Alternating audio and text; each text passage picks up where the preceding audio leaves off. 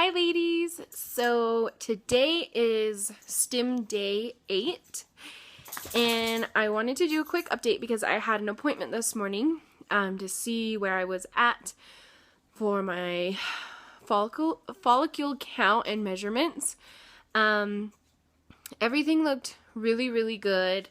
I had 22 on the left side last time and 33 I believe on the right side last time, and then today she counted 25 on the left and 30 on the right. So I don't know if she missed those 3 or they just not there anymore, they went away.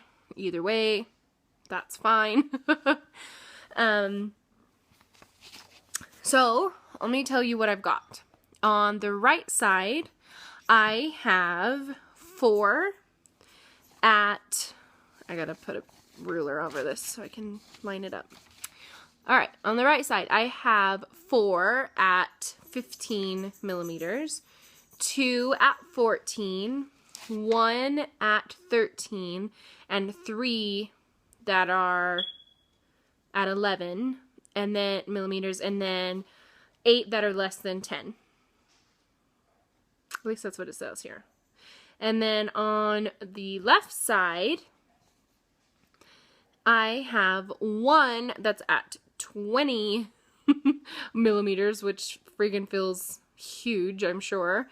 1 that's at 16, 1 that's at 14, 3 that are at 13, 4 that are at 12, 4 that are at 13, 2 that are at 12, and 1 that's at 11, and then 7 that are less than 10. So I've got some really good counts. I'm a lot happier today than I was in my last video. Not that I wasn't happy, I was just frustrated with my body and how many follicles it was producing. My doctor today, or the doctor that I saw today, was very positive, and I asked her, you know, I know I'm at risk for OHSS because of how many follicles I have, but does it mean that I have it for sure, at least right now? And she said, no, you know, I don't have it right now. You know, it just depends on how my body reacts within the next couple of days. It will really be able to tell, you know, if I'm going to have it or not is after the HCG shot, the trigger shot. Anyway, so and I told her my main concern or question was if we were totally out for doing a fresh transfer or not, and she said that we're not out of the game yet. You know, it is possible that we'll want to wait and do a frozen transfer, but there's, you know, still a chance that we'll be able to do a fresh transfer too. So, I'm just praying that we are able to do a fresh transfer. If not, I know the frozen transfer is just as successful. It's just such a bummer that we would have to wait, but we will do whatever. So anyway, I was happy. Oh, I thought I saw like a bug or something. Anyway, that's why I jumped. Now I'm gonna lose my train of thought. Okay, so follicles, they were good. There's still a chance that we could do a fresh transfer. What else?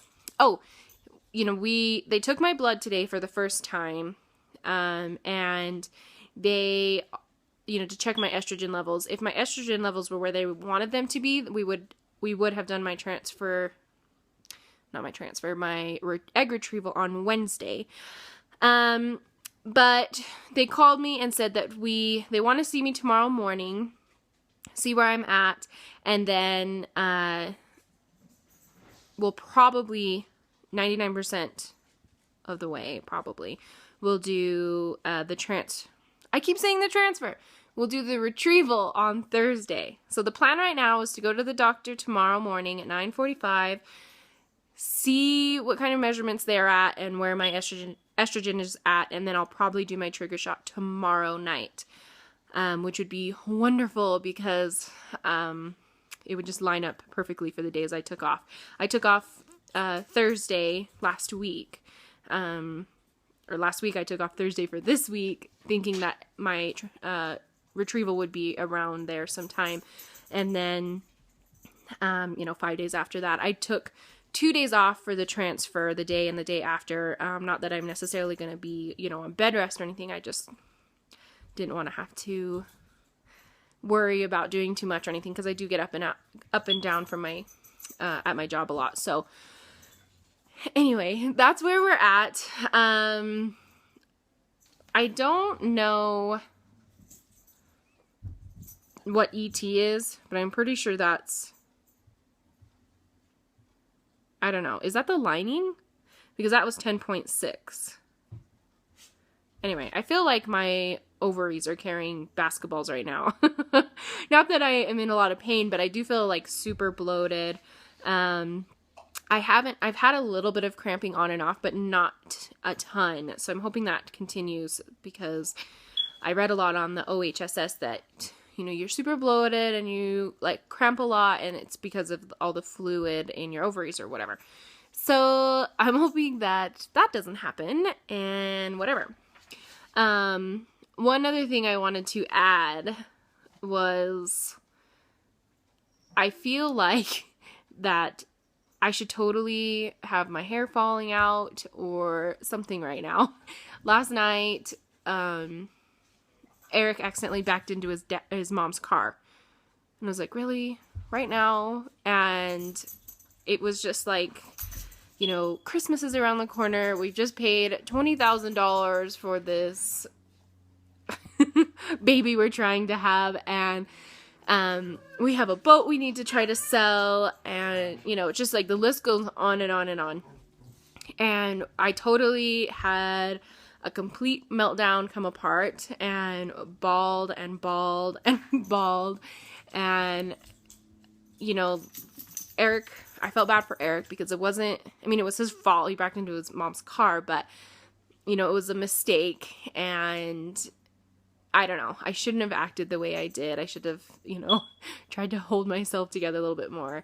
And, I made him feel so bad, and he already felt bad, and, just felt like our world was just, we were being kicked when we're already down, kind of. And today I kind of had to take a step back and look at all that I have, because we, truly do have so much.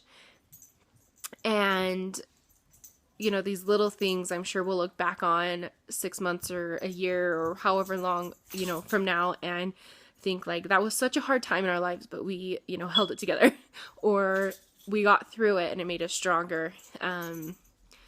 Anyway, what I'm getting at is I always try to put on a strong face in front of everybody, and and for myself almost, it's like if I don't talk about it or whatever, it's like it's not happening, or it doesn't hurt, and it's totally okay to have bad days and to cry and to be, a total baby about something, as long as you get up the next day and keep going, because I'm sure this will end the way it was supposed to, and it'll be the best for Eric and I, whatever that reason is.